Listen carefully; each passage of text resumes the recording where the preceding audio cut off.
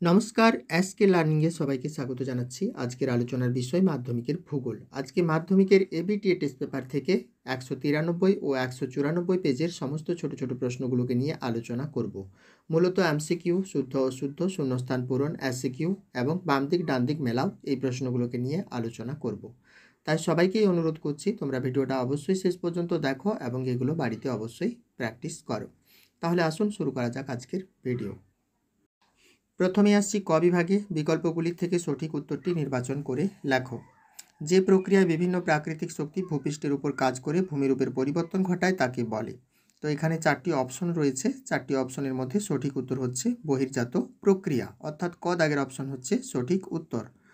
আসছি পরের দাগে। পার্বত্য হিমবাহের পৃষ্ঠদেশে সৃষ্ট গভীর ফাটলগুলিকে, চারটি অপশন রয়েছে, কি বলে গভীর ফাটলগুলোকে? না, গভীর ফাটলগুলোকে বলে ক্রেভাস, অর্থাৎ খ দাগের অপশনটাই হচ্ছে সঠিক উত্তর। মৌক্তিক বা শক্তি মেঘ বায়ুমণ্ডলের যে স্তরে দেখা যায়, চারটি স্তরের নাম রয়েছে এখানে। সঠিক উত্তর হচ্ছে স্ট্রাটোস্ফিয়ার, অর্থাৎ ঘ দাগের অপশনটাই হচ্ছে সঠিক উত্তর। রকি পার্বত্য অঞ্চলে প্রবাহিত উষ্ণ স্থানীয় বায়ু হল, চারটি বায়ুর নাম রয়েছে এখানে। তো সঠিক উত্তর হচ্ছে চিনুক, ক দাগের অপশনটাই হচ্ছে সঠিক উত্তর। জলীয় বাষ্পের জলকণায় পরিণত হওয়ার প্রক্রিয়া হলো, চারটি অপশন রয়েছে এখানে। সঠিক উত্তর হচ্ছে ঘনীভবন, খ দাগের অপশনটা হচ্ছে সঠিক উত্তর। উষ্ণ ও শীতল সমুদ্র স্রোত যে স্থানে মিলিত হয় তাকে বলে। তো এখানে চারটি অপশন রয়েছে। সঠিক উত্তর হচ্ছে এখানে হিমপ্রাচীর, অর্থাৎ খ দাগের অপশনটাই হচ্ছে সঠিক উত্তর। জীবাণু দ্বারা বর্জ্যের বিয়োজন হলো, চারটি অপশন রয়েছে এখানে। সঠিক উত্তর হচ্ছে কম্পোস্টিং, অর্থাৎ ক দাগের অপশনটাই হচ্ছে এখানে সঠিক উত্তর। নিম্নলিখিত কোন রাজ্য ভেঙে তেলেঙ্গানা রাজ্যের সৃষ্টি হয়?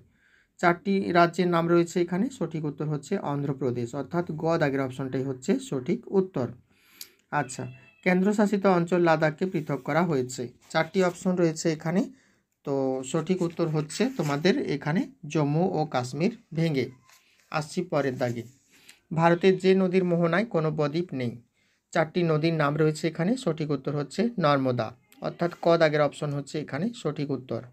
মৌসুমি বিস্ফোরণ প্রথমে দেখা যায়, চারটি রাজ্যের নাম রয়েছে এখানে। সঠিক উত্তর হচ্ছে কেরালা, অর্থাৎ গ দাগের অপশন হচ্ছে সঠিক উত্তর।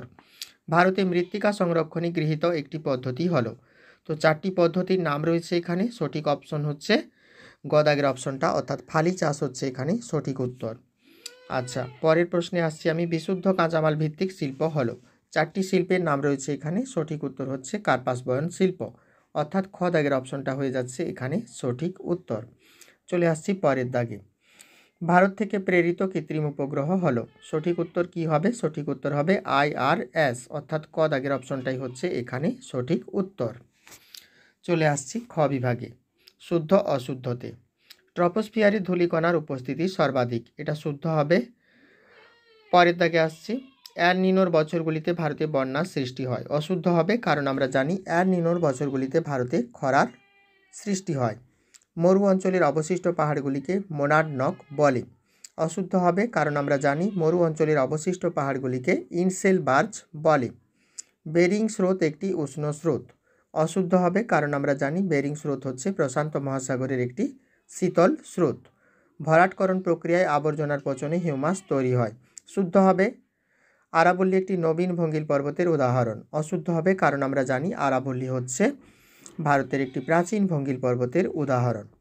চলে আসছি শেষ শুদ্ধ অশুদ্ধতে। উপগ্রহ চিত্রে বিভিন্ন প্রতীকের সাহায্যে ভৌগোলিক বৈশিষ্ট্যগুলি বোঝানো হয়, অশুদ্ধ হবে, কারণ আমরা জানি উপগ্রহ চিত্রে বিভিন্ন রঙের সাহায্যে ভৌগোলিক বৈশিষ্ট্যগুলি দেখানো হয়। আসছি পরের দাগে। উপযুক্ত শব্দ বসিয়ে শূন্যস্থান পূরণ করো, যে কোনো 6টি প্রশ্নের উত্তর দাও। নদী খাতে অবঘর্ষ প্রক্রিয়ায় সৃষ্ট গর্তগুলিকে ড্যাশ বলে, সঠিক উত্তর কি হবে? মন্থকূপ বলে। মরুস্থলী শব্দের অর্থ ড্যাশ, সঠিক উত্তর কি হবে? মৃতের দেশ। মরুস্থলী শব্দের অর্থ মৃতের দেশ। পৃথিবীতে কার্যকরী সৌর বিকিরণের পরিমাণ ড্যাশ শতাংশ, সঠিক উত্তর কি হবে? সঠিক উত্তর হবে 66%। সমুদ্র জলে ভাসমান বরফের স্তূপকে ড্যাশ বলে, সঠিক উত্তর কি হবে? হিমশৈল বলে। ড্যাশে কার্পাস গবেষণা কেন্দ্র অবস্থিত, তো সঠিক উত্তর কি হবে? সঠিক উত্তর হবে নাগপুরে কার্পাস গবেষণা কেন্দ্র অবস্থিত, বা মহারাষ্ট্রের নাগপুরে কার্পাস গবেষণা কেন্দ্র অবস্থিত। কাশ্মীর উপত্যকার কারেওয়া মাটি ড্যাশ চাষের জন্য বিখ্যাত, সঠিক উত্তর কি হবে? সঠিক উত্তর হবে জাফরান চাষের জন্য বিখ্যাত। জামনগর ড্যাশ শিল্পের জন্য বিখ্যাত। জামনগর পেট্রো রসায়ন শিল্পের জন্য বিখ্যাত। চলে আসছি পরের দাগে, একটি বা দুটি শব্দে উত্তর দাও, যে কোনো 6টি প্রশ্নের উত্তর দাও। নদী বাঁকের কোন দিকে ক্ষয় বেশি ঘটে? সঠিক উত্তর হবে অবতল দিকে বা অবতল অংশে ক্ষয় বেশি ঘটে। বায়ুমণ্ডলের কোন স্তরে জেট বিমান চলাচল করে? বায়ুমণ্ডলের স্ট্র্যাটোস্ফিয়ারে বা শান্তমণ্ডল স্তরে জেট বিমান চলাচল করে। ওজোন গহ্বর কি? যখন ওজোন স্তরের ঘনত্ব 240 ডবসন ইউনিটের কম হয় তখন তাকে ওজোন গহ্বর বলা হয়। একটি তেজস্ক্রিয় বর্জ্যের নাম লেখো। ইউরেনিয়াম হচ্ছে একটি তেজস্ক্রিয় বর্জ্য। মধ্য ভারতের একটি উল্লেখযোগ্য জলবিভাজিকার নাম লেখো। বিন্ধ্য পর্বত হচ্ছে মধ্য ভারতের একটি উল্লেখযোগ্য জলবিভাজিকার নাম। 2011 সেন্সাস অনুযায়ী ভারতে মহানগরীর সংখ্যা 53টি। উপগ্রহ চিত্রে বনভূমিকে কী রঙের সাহায্যে দেখানো হয়? উপগ্রহ চিত্রে বনভূমিকে লাল রঙের সাহায্যে দেখানো হয়। কলকাতার জীবনরেখা বলা হয় কোন পরিবহন ব্যবস্থাকে? তো কলকাতার জীবনরেখা বলা হয় মেট্রো রেল পরিবহন ব্যবস্থাকে। এরপর আসছি বাম দিকের সঙ্গে ডান দিকেরগুলি মিলিয়ে লেখো। লু হবে উত্তর পশ্চিম ভারত। বায়ুর অপসারণ সৃষ্ট গর্ত হবে ব্লো আউট। পূর্বাশা হবে হাড়িয়া ভাঙা এবং ঝুম চাষ হবে মৃত্তিকা ক্ষয়। তো এই ছিল আজকের এবিটি টেস্ট পেপার থেকে 193 ও 194 পেজের সমস্ত ছোট ছোট প্রশ্নের সঠিক উত্তর। আশা করছি আজকের এই ভিডিওটি তোমাদের উপকারী লাগবে। যদি ভিডিওটি ভালো লাগে অবশ্যই চ্যানেলটিকে সাবস্ক্রাইব করে রাখবে এবং লাইক করবে এবং কমেন্ট করে অবশ্যই তোমাদের মতামত আমাকে জানিয়ে দেবে। আজকের মতো এই পর্যন্তই। ধন্যবাদ। নমস্কার।